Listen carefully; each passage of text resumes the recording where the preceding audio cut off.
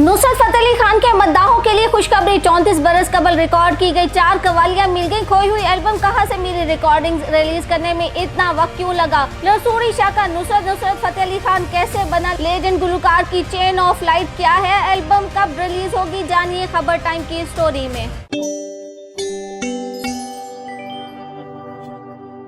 आजकल हर तरफ एक ही चर्चा सुनाई दे रहा है कि लेजेंड नुसरत फतेह अली खान की कोई ऐसी एल्बम मिली है जिसे आज से पहले कभी रिलीज नहीं किया गया, जो कि नुसरत फतेह अली खान के मद्दाहों के लिए खुशी से भरपूर धमाका ही साबित हुआ है और सब बेसब्री से इस दिन का इंतजार कर रहे हैं जिस दिन ये एल्बम सबके सामने आएगी। मगर इस बात में कितनी सच्चाई है और ऐसा कब मुमकिन होगा?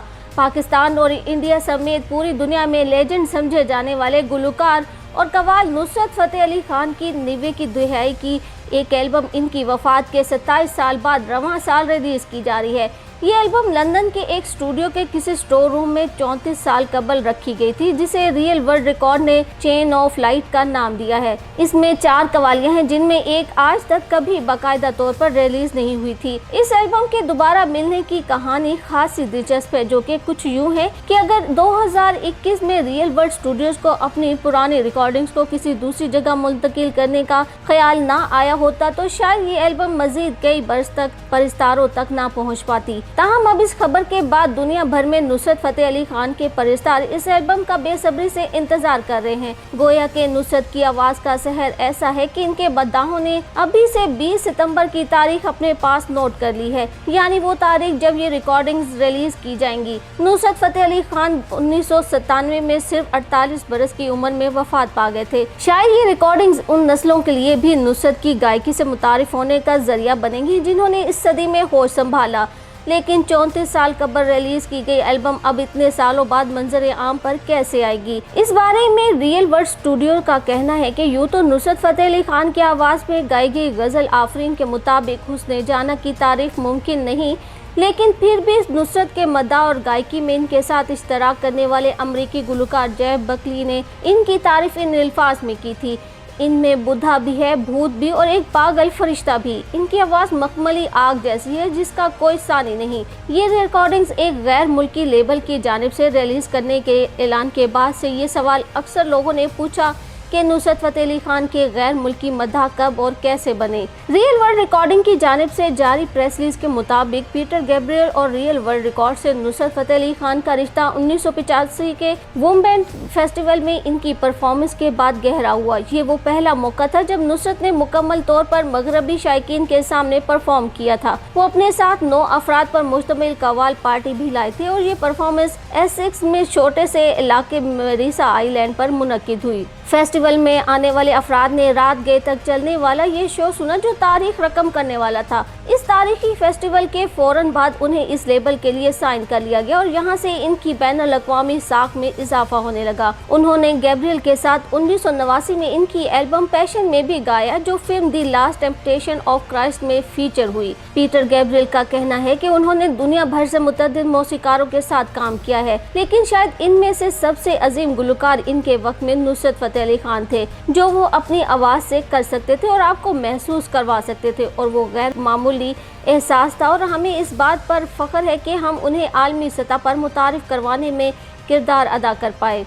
जब उन्हें ये टेप मिली तो उन्हें बहुत खुशी हुई। इस एल्बम में वो अपनी हुनर की बुलंदियों पर नजर आते हैं। नुसरत फतेह अली के तवील अरसे तक इंटरनेशनल मैनेजर रहने वाले राशिद अहमद दीन कहते हैं कि 1990 नुसरत फतेह अली खान के करियर का अहम मोड़ था। इस दौरान वो मगरबी ममालिक में अपने कदम जमा रहे थे। इनके लिए सब कुछ जैसे खुद ब खुद हो रहा था। वो हमेशा के लिए चाहते थे कि वो तजर्बे करें और खुद को एक ही तरह की मौसीकी तक महदूद ना करें और रिकॉर्डिंग्स में ये बहुत वाज़ा है। इलियास हुसैन नुसरत की जवानी से इनके शागिर्द थे और इनकी कवाल पार्टी में बतौर प्रॉम्प्ट खिदमत इंजाम देते हैं। यूरोप के दौरे पर जब उन्होंने अल्लाहु अल्लाहु गाया तो गोरों को तो समझ नहीं आती थी, मगर वो दीवानावार झूमते रहते थे।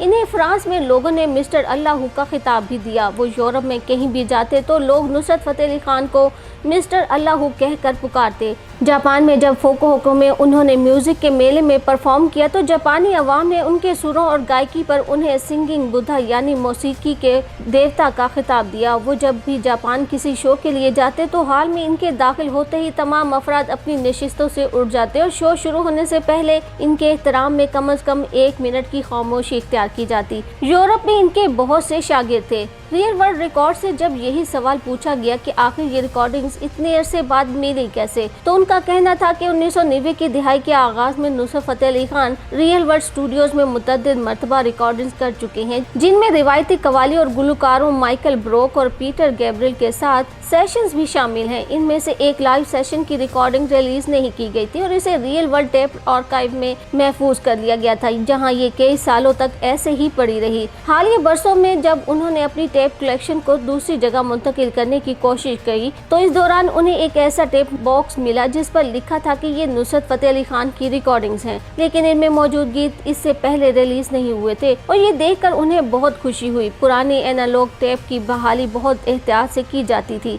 इससे पहले कि इसे सुना जा सके, लेकिन जब इसे एक मरतबा डिजिटल फॉर्मेट में मुंतकिल किया गया और रियल वर्ल्ड के स्टूडियो में इसका एक मिक्स बनाया गया तो ये तस्दीक हो गई कि ये सब पहले कभी नहीं सुनी गई और ना ही इन्हें पहले रिलीज किया गया। इन्हें एल्बम्स ढूंढकर बहुत खुशी हुई, लेकिन अब वो पीछे मुड़कर देखते हैं तो ये ज्यादा हैरान कुन भी नहीं है कि ये टेप्स इनके पास मौजूद थी। 90 की दिहाई में नुसरत फतेह अली खान की एल्बम रिलीज करने के हवाले से खासे मोहतात थे, क्योंकि इनके पास इनकी मौसीकी को प्रोमोट करने के लिए वक्त भी था और जगह भी। उनका कहना था कि इस वक्त वो सिर्फ CD और LP के जरिए इनकी रिकॉर्डिंग्स रिलीज कर सकते थे, क्योंकि इस वक्त कोई डिजिटल प्लेटफॉर्म मौजूद नहीं था। इसलिए वो अपना रिलीज शेड्यूल बहुत ज्यादा मसरूफ भी नहीं करना चाहते थे कि एक ही वक्त में सारी एल्बम्स रिलीज कर दें, इसलिए कुछ गानों को बाद में रिलीज करने के लिए एक तरफ रख दिया। कुछ नया नहीं था ये, ताहम वक्त गुजरने के साथ वो इन टेप्स को मुकम्मल तौर पर फरामोश कर गए थे, जब तक उन्होंने इन्हें कई बरसों बाद दोबारा नहीं ढूंढ लिया। कंपनी को ये रिकॉर्डिंग 2021 में मिल गई थी, लेकिन उन्हें रिलीज करने में कंपनी को इतना वक्त क्यों लगा? इसके जवाब में रियल वर्ल्ड का कहना था कि इन्हें इस टेप को बहाल करने,